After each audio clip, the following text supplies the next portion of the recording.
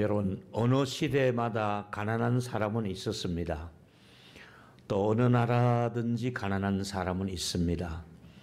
어떤 교회든지 가난한 사람은 있습니다. 시대마다, 나라마다, 교회마다 우리 주변에 항상 가난한 사람이 있습니다. 근데 그 가난한 사람을 바라보는 시각이 문제입니다. 어떤 마음을 가지고 가난한 사람을 보느냐가 문제입니다. 다시 말하면 가난한 사람을 바라볼 때 어떤 사람은 안타깝게 여기는 사람이 있고, 또 어떤 사람은 못 본 채 하는 사람이 있고, 또 어떤 사람은 업신 여기는 사람이 있습니다. 세 종류지요. 어떡하냐, 저렇게 살면 힘들 텐데 안타깝게 여기는 마음. 두 번째는 못 본 척하는 마음. 세 번째는 업신 여기는 거예요. 오히려 더 가난한 사람을 막 업신 여기고 무시하는 거예요. 오늘은 하나님은 어떻게 가난한 사람에게 마음을 가지고 계시는지, 성경에 하나님의 마음이 가난한 사람에게 어떻게 나타났는지, 그 하나님의 관심을 찾아보는 것이 오늘 설교의 목적입니다. 첫 번째 드리고 싶은 말씀은, 하나님은 시대마다 압제하는 사람을 미워합니다. 윗사람으로서 아랫사람을 누르는 거 하나님이 일찍이 금했습니다. 하나님은 가난한 자들이 살아가는 이 땅에 권력과 돈을 가진 사람들이 부당한 대우를 가난한 사람들에게 하는 것을 원치 아니하십니다. 권력의 힘을 가지고 그 약한 자들을 누르거나 그 함부로 대하는 것을 원치 아니하시면서 아모스라는 선지자를 통해서 힘 있는 사람에게 주신 메시지가 이겁니다. 아모스 4장 1절과 보니까, 사마리아의 산에 있는 바산의 암소들아, 산에 있는 암소처럼 힘이 센 사람에게 하는 말이 이 말을 들을지어다. 너희는 힘없는 자를 학대하며 가난한 자를 압제하며, 뿐만 아니라 그 가장에게 그야말로 이것저것 요구를 하면서, 그렇게 하면 주 여호와 자기 하나님의 거룩한 이름을 두고 맹세하노니 내가 이들은 그냥 두지 않을 것이다. 갈고리로 내가 그의 목을 끌어서 창피하게 할 것이다. 그 가난한 사람을 압제하고 함부로 대하고 착취한 부자들에게는 내가 그들을 고기를 낚듯이 아가미에 그 바늘 끼워오듯이 내가 그렇게 창피하게 할 것이다. 보복할 것이다. 그런 말을 합니다. 여러분, 우리는 정당한 방법으로 부를 쌓아야 되지, 가난한 사람을 압제하면서까지 가난한 사람을 착취하면서 그렇게 해서 부자가 된 사람은 하나님이 그 부를 무너뜨릴 것이다. 그렇게 말씀하고 있는 것입니다. 야고보가 한 말씀을 저는 기억합니다. 야고보서 5장에 보니까 4절에 보라, 너희 밭에 추수한 품꾼에게 주지 아니한 싹이 있느냐? 일만 시키고 품삯을 주지 아니했느냐? 그 추수한 자의 우는 소리가 만군의 주 하나님의 귀에 들렸느니라. 하나님, 저 하루 종일 일했는데요, 품삯을 안 주네요. 우리 아이들 내일 아침도 굶고 굶어야 되는데 하나님이 일을 했는데 품삯을 주지 않네요. 그 소리를 하나님이 듣고 있다는 거예요. 여러분, 초대교회에 베드로와 바울이 서로가 겹치지 않았어요. 처음에는 바울은 바울대로 자기 길을 간 사람이고, 베드로는 일찍이 주님을 만나서 제자의 길을 갔잖아요. 나중에 들어보니까 바울이 회개하고 회심하고 사역을 하고 있다 그랬을 때에 예루살렘에서 모인 적이 있었어요. 총회로.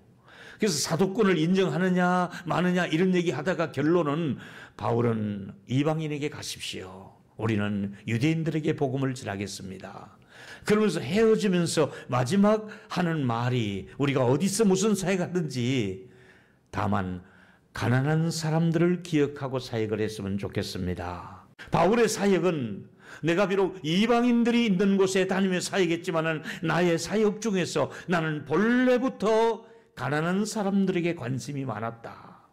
가난한 사람들을 도와주었다.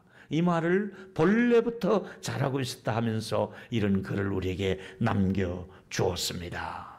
여러분, 가난한 사람을 돌아보는 일이 본래부터 우리는 하던 일이었다, 이렇게 말을 들을 수 있을 정도로, 그래서 사도 바울은 실제로 가난한 교인들이 해주는 헌금을 더 가난한 예루살렘 교회, 그때 예루살렘의 성도들은 핍박을 받아서 취직을 못하는 거예요.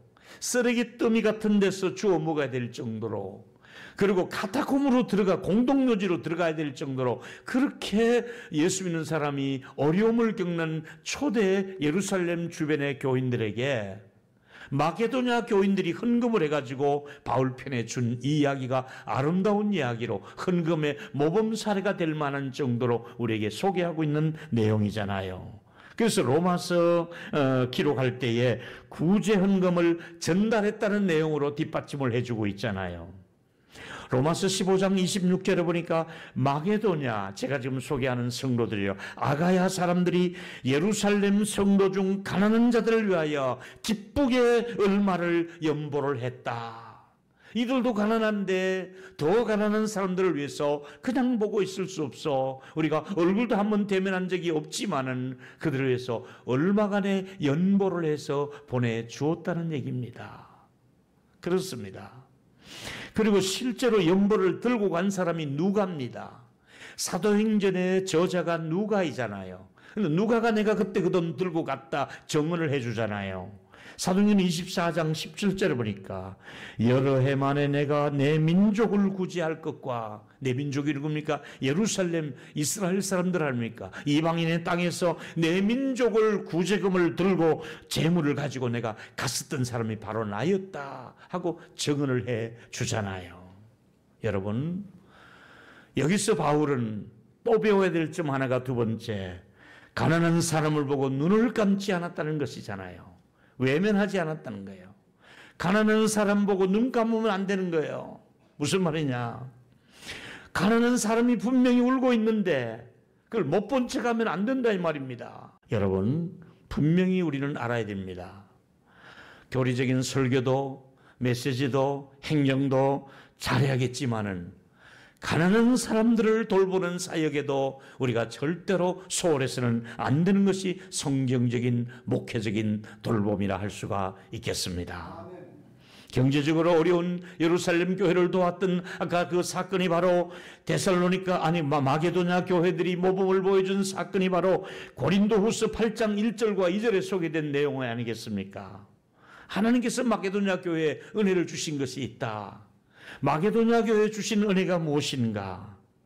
환난의 많은 시련 가운데서도 그들은 넘치는 기쁨으로 연보를 하더라. 환난이 있는데 어떻게 연보를 한단 말입니까? 가난한 가운데서도 풍성한 연보를 넘치도록 해가지고 바울을 통해서 그 예루살렘 교회에다가 구제금을 전달하는 이야기잖아요. 그래서 여러분, 바울은 에베소서 4장 28절에 도둑질하지 말라고 말하면서, 왜 도둑질을 하느냐? 열심히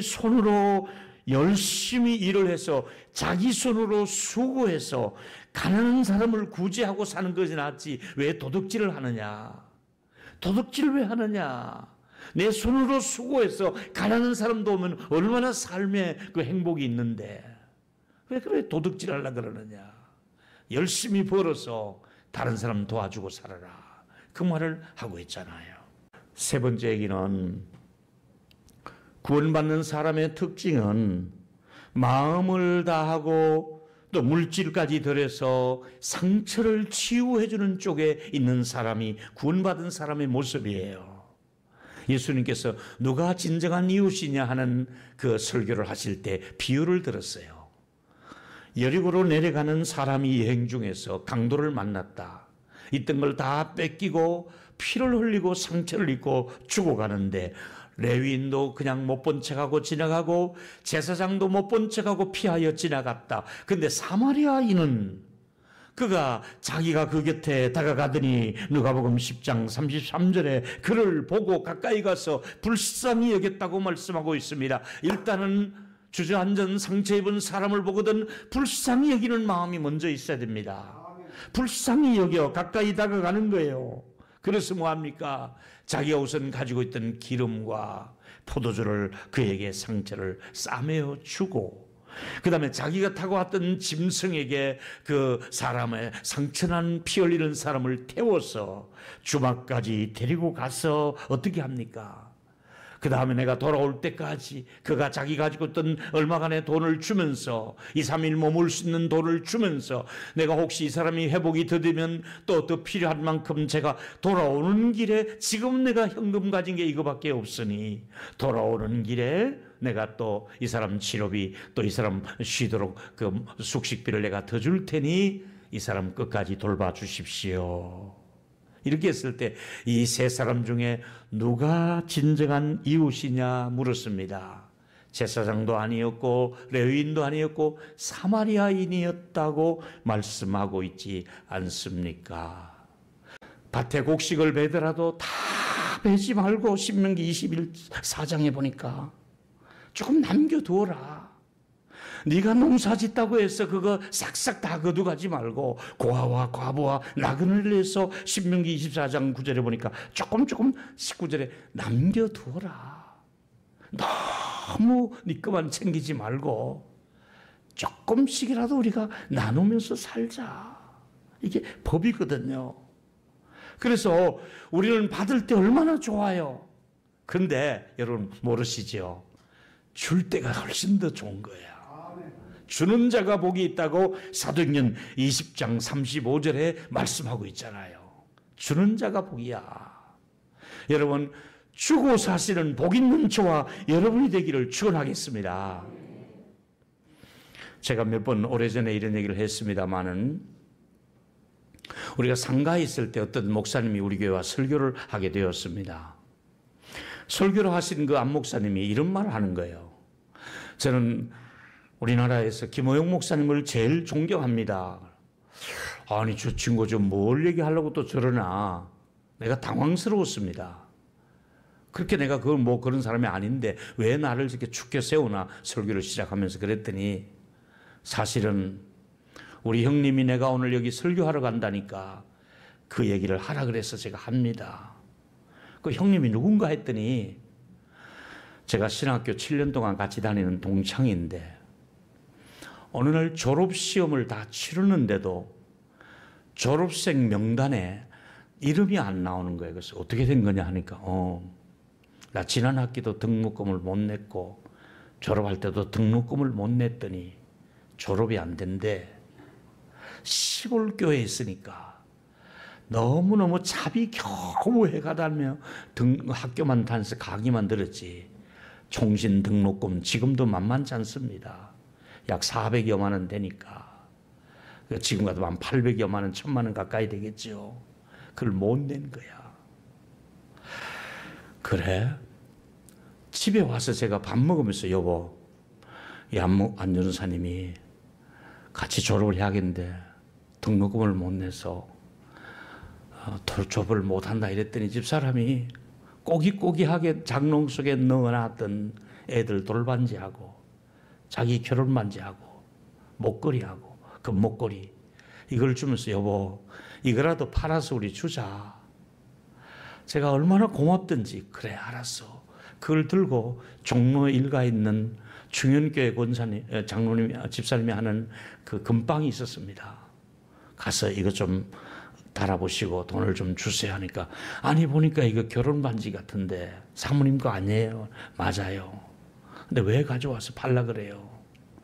친구가 등록을 못해서 졸업을 못하게 됐어요. 이거 좀 돈 해주세요 하니까, 이분이 금방하고 이런 일은 처음입니다 하시는 말씀이, 그 다음에는 이거 가지고는 모자라겠어요. 등록금 2학기. 나머지는 제가 할게요. 금방 주인이 거의 한 학기 값을 자기 돈 다 내서 그 돈을 맞춰주면서 등록을 시켰고 졸업을 한 거예요. 근데 그 동생이 또 목사가 된 거예요. 우리 교회 설교하러 온다니까 가거들랑 그 얘기 좀 하라 하더래요. 지금 20년이 지나고 30년이 다 돼가는데 어김없이 겨울이면 상주 꽃감이 한 상자 올라옵니다.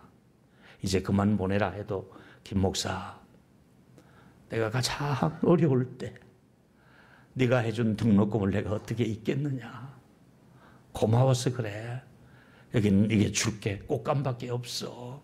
하고 나에게 주는 거예요. 여러분, 제 속에는 개척을 할 때부터, 선교사로 가 있을 때부터, 또 나가서 지금도 선교사를 돌아보면서, 지금도 농어촌 교회를 돌아볼 때마다, 지난주에라도 제가 목사 장로의 기도에 가며 우리 동창이 홍천에 거기 대면콘도 옆에 있어요. 얼굴 한번 보려 갔는데 그냥 어떻게 볼 수 있겠어요. 또 작은 봉투 하나를 내가 주면서 힘내요 목사님, 건축하고 있더라고. 여러분, 우리 속에, 제 속에는 뭐가 있는지 아세요? 하나님께서 긍휼히 여김을 받았고 긍휼히 여기는 마음이 내 속에 있다 보니까 제 다음의 이름의 별명은 긍휼 목사잖아요. 또 긍휼히 동한다 그러잖아요. 우리 집사람들. 여러분 안에 나도 부족하지만은, 모자라지만은 우리 어려운 시대에 함께 나누면서 하나님 앞에 설 수 있는 저와 여러분이 되기를 축원하겠습니다. 결론은 이렇습니다. 우리 빈손으로 가야 됩니다. 다 내려놓고 빈손으로 가야 됩니다. 다 못 쓰고 갑니다. 어떻게 하면 될까요? 살아가는 동안 일단 그 누구도 가난한 사람을 보고들랑 무시하거나 학대하지는 마십시오. 절대로 무시하지 마십시오. 학대하지 마십시오. 며칠 전에도 엘리베이터에 내려오는데 청소하는 아줌마가 혼자 막 땀이 젖어서 밀대로 밀더라고요, 복도를. 아줌마 혼자 하세요 하니까 예, 요새는 전에는 둘인데 혼자 해요. 그래요. 더운데 오늘은 점심을 여기 앞에가 냉면 하나 드세요 하고 얼른 내가 마늘을 꺼내주면서 냉면 한 그릇 사 드세요 하니까 아우 이러시면 안 된다면서도 이제 막 그래도 억지로 주고 왔어요. 여러분, 아파트 청소하러 오시거들랑 또 경비 아저씨에게 이번 주간에는 냉면 한 그릇 대접하세요. 괜찮아요. 그래도 절대로 여러분 망하지 않아요.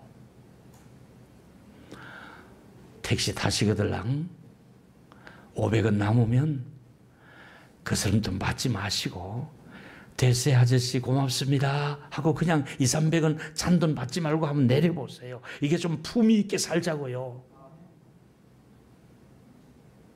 에이, 그까지 가지고 뭐 품위가 있겠습니까? 그 작은 나눔이 시작에 불과한 거예요. 또 나눌 수가 있고 또 나눌 수가 있는 거예요. 그래서 두 번째 얘기는 주변에 가난한 사람을 만날 때마다 오히려 그 사람을 축복할 수 있는 넉넉한 마음과 물질을 저와 여러분에게 주시기를 바라고, 세 번째, 우리 교회의 방향이, 우리의 자녀들의 방향이, 우리 재직들이나 우리 모든 장로들의 방향이 가난한 사람들, 상처 입은 사람들을 보고들랑 그냥 피하지 말고 우리를 통해 은혜의 통로가 되어서 물질이 나를 통해 흘러가게 하시고 사랑과 정성이 흘러갈 수 있도록 우리 교회가 은혜가 흘러가는 통로로 여러분과 저희와 가정을, 우리 자녀들이 은혜의 통로가 되기를 주의 이름으로 축원하겠습니다.